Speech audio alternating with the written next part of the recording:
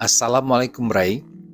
Sekarang kita akan lanjutkan pembelajaran kita tentang kesadaran mengenai fuad, kolbu, sodar, dan lub. Fuad, ya, yang punya kata jamaknya afidah, itu secara terjemahan sering diartikan hati nurani. Ya. Setelah kita pahami lebih lanjut di Al-Quran, ya, fuad itu adalah yang pertama kali aktif setelah ruh ditiupkan. Jadi hati nurani yang pertama kali aktif setelah ruh ditiupkan. Itu ada di surat As-Sajdah ayat ke-9. Dan juga nanti fuad yang akan bertanggung jawab. Ya, nanti yang bertanggung jawab di akhirat itu, ya, di surat 17 ayat 36 itu hati yang bernama fuad, ya, bukan kolbu, bukan sodar. Nah, fuad ini adalah si sadar, aku master diri kita. Jadi fuad itu aktif bersama pendengaran dan penglihatan. Maka si fuad ini, ya, dia mendengar tanpa gusar, melihat tanpa menghujat, memutuskan tanpa menyalahkan. Ketika kita bisa melakukan hal itu, ya, berarti kita sudah sampai ke dalaman hati yang namanya fuad. Dia terkait dengan zakarullah, menyadari tentang keberadaan Allah Subhanahu wa Ta'ala. Itu mengapa dia tidak gusar, tidak menghujat, tidak menyalahkan, karena dia tahu pada hakikatnya semuanya adalah perbuatan Allah Subhanahu wa Ta'ala. Nah, ada hati lain yang sering disebut di Quran, yaitu kolbu. Ya. Kolbu, ya, jamaknya adalah kulub, yang punya mana bolak-balik, ya. Dia seperti pintu. Ya. Ketika kolbunya tenang, ya, maka akan berefek kepada sodar, ya, ruang kolbu tersebut menjadi lapang. Kalau sodar itu jamaknya sudur, ya, di mana di dalam sodar ini banyak sekali hal yang terjadi. Salah satunya adalah bisik-bisikan setan, baik setan dari bentuk jin dan manusia, itu banyak dilakukan di dalam ruang sodar ini. Yuwas wisu fi sudurinas, yang mana jin setan tersebut, ya, termasuk setan manusia, membisik-bisikan di dadanya manusia. Nah, kolbu itu punya fungsi memahami, berpikir, dan merasa. Begitu yang disampaikan di Quran surat Al-A'raf ayat 179. Ya. Maka ketika kita sudah berpikir, maka itu sudah si pintar. Maka, ya, memahami dengan kolbu dengan cara menyerap informasi, lalu mengolah informasi tersebut menjadi sebuah makna yang positif, yang bermanfaat. Nah, itu tugasnya kolbu. Ketika kolbu masih berproses, ya, masih berpikir, masih merasa, belum sampai kepada sebuah kesimpulan, nah itu disebut sebagai emosi. Itulah emosi, masih ada rasa-rasa yang gak nyaman. Ya. Tetapi ketika si kolbu sudah berhenti berproses, berhenti berpikir, merasa, karena sudah sampai kepada sebuah kesimpulan, maka kolbu menjadi tenang. Ketika kolbu menjadi tenang, dada menjadi terasa lapang. Nah, begitu, ya. Jadi beda antara tenang dan lapang. Kalau lapang itu masalah wadah luas, kalau tenang itu masalah getaran kolbu yang bolak-balik itu pintu. Ya. Nah, di sini kita semakin jelas, ya. Fungsi dari fuad ini adalah si sadar yang mengamati perilaku dari si kolbu yang berada di dalam ruang sodar.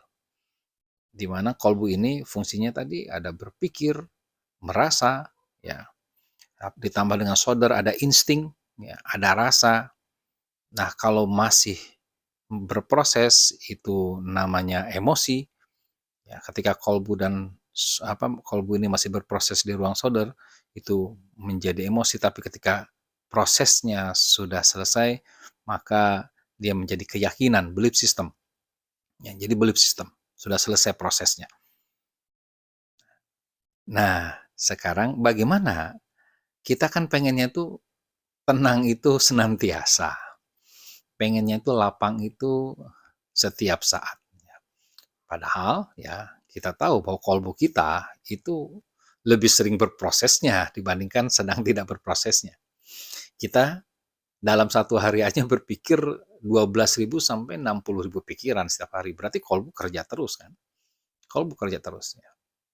Maka caranya biar kolbu itu tenang, dada lapang, ketika kolbu berproses harus sambil disadari, harus sambil disaksikan oleh si fuad begitu.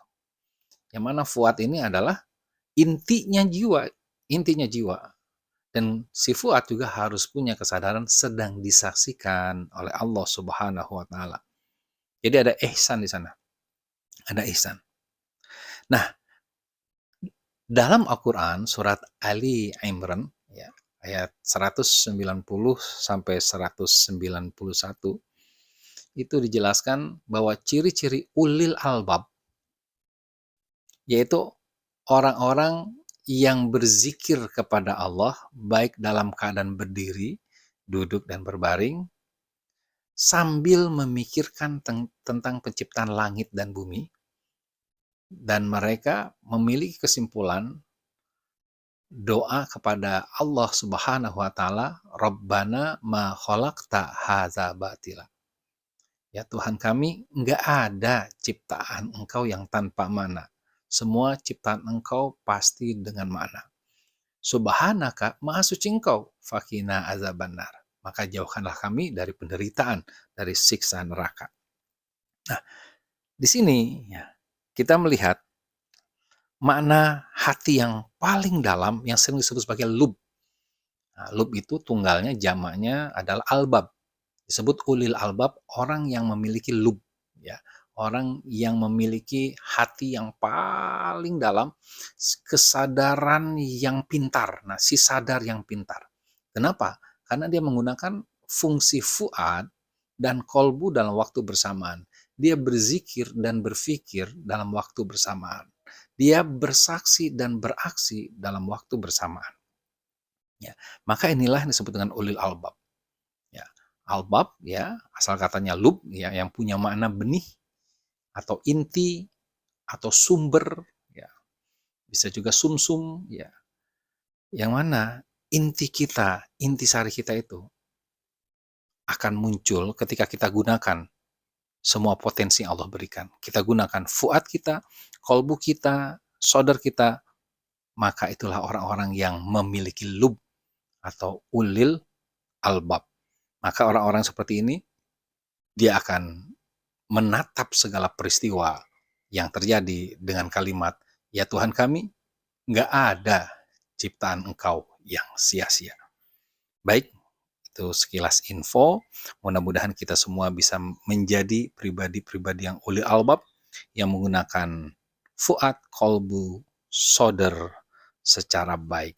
Amin ya Allah ya Rabbal Alamin. Assalamualaikum, Bray.